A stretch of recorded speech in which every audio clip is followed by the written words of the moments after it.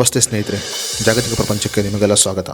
ದೇಶದಲ್ಲಿ ಕೇಂದ್ರ ಸರ್ಕಾರ ಬಡಜನರ ಪ್ರಗತಿ ಮತ್ತು ಅವರ ಹಿತಾಸಕ್ತಿಯ ಉದ್ದೇಶದಿಂದ ದೇಶದಲ್ಲಿ ಸಾಕಷ್ಟು ಯೋಜನೆಯನ್ನು ಜಾರಿಗೆ ತಂದಿದೆ ಅಂತಲೇ ಹೇಳಬಹುದು. ಹೌದು ಸ್ನೇಹಿತರೆ, ಬಡಜನರ ಆರೋಗ್ಯ ಮತ್ತು ಅವರ ಕುಟುಂಬದ ಸುರಕ್ಷತೆ ಉದ್ದೇಶದಿಂದ ದೇಶದಲ್ಲಿ ಸಾಕಷ್ಟು ಹೊಸ ಆರೋಗ್ಯ ಯೋಜನೆ ಮತ್ತು ಪ್ರಗತಿ ಯೋಜನೆಯನ್ನು ಕೇಂದ್ರ ಸರ್ಕಾರ ಜಾರಿಗೆ ತರುವಲ್ಲಿ ಯಶಸ್ವಿಯಾಗಿದೆ.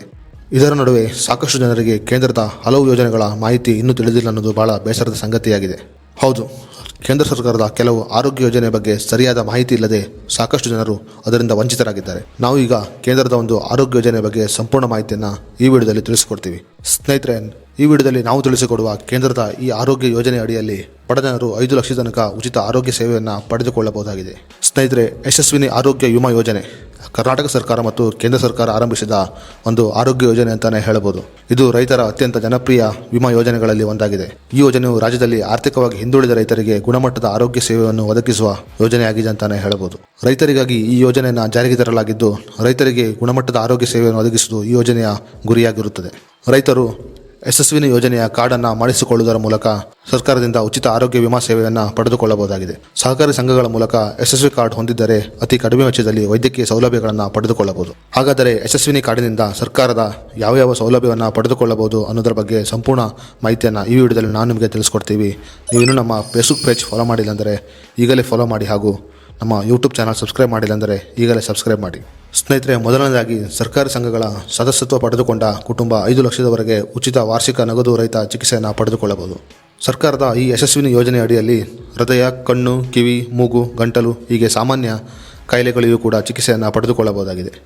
ನಮ್ಮ ಕರ್ನಾಟಕ ರಾಜ್ಯದಲ್ಲಿ 1650 ನೋಂದಾಯಿತ ಆಸ್ಪತ್ರೆಗಳಲ್ಲಿ ಈ ಕಾರ್ಡ್ನ ಪ್ರಯೋಜನ ಪಡೆದುಕೊಳ್ಳಬಹುದು.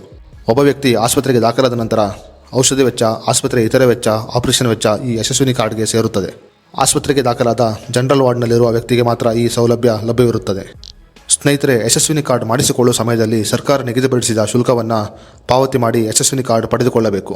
ನಗರಗಳಲ್ಲಿ ವಾಸಿಸುವ ಮನೆಯ ಕುಟುಂಬದ 4 ಜನ ಸದಸ್ಯರಿಗೆ 1,000 ರೂಪಾಯಿ ಪಾವತಿಸಬೇಕು. ಆದರೆ ಅದಕ್ಕಿಂತ ಹೆಚ್ಚಿನ ಸದಸ್ಯರಿದ್ದರೆ ಪ್ರತಿ ಸದಸ್ಯರಿಗೆ 200 ರೂಪಾಯಿ ಶುಲ್ಕವನ್ನು ಹೆಚ್ಚುವರಿಯಾಗಿ ಪಾವತಿಸಬೇಕಾಗುತ್ತದೆ. ಅದೇ ರೀತಿಯಲ್ಲಿ ಗ್ರಾಮಗಳಲ್ಲಿ ವಾಸಿಸುವ ಮನೆಯ ಕುಟುಂಬದ 4 ಜನ ಸದಸ್ಯರಿಗೆ 500 ರೂಪಾಯಿ ಪಾವತಿಸಬೇಕು ಮತ್ತು ಅದಕ್ಕಿಂತ ಹೆಚ್ಚಿನ ಸದಸ್ಯರಿದ್ದರೆ ಪ್ರತಿ ಸದಸ್ಯರಿಗೆ 100 ರೂಪಾಯಿ ಹೆಚ್ಚುವರಿಯಾಗಿ ಪಾವತಿಸಬೇಕಾಗುತ್ತದೆ.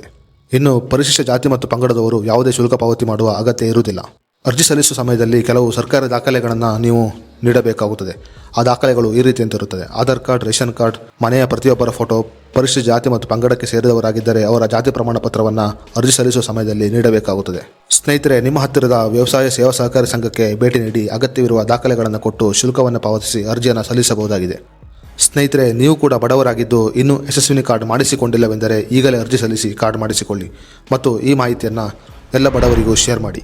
ಮುಂದಿನ ವಿಡಿಯೋ ಜೊತೆ ಮತ್ತೆ ಸಿಗೋಣ. ನಮಸ್ತೆ.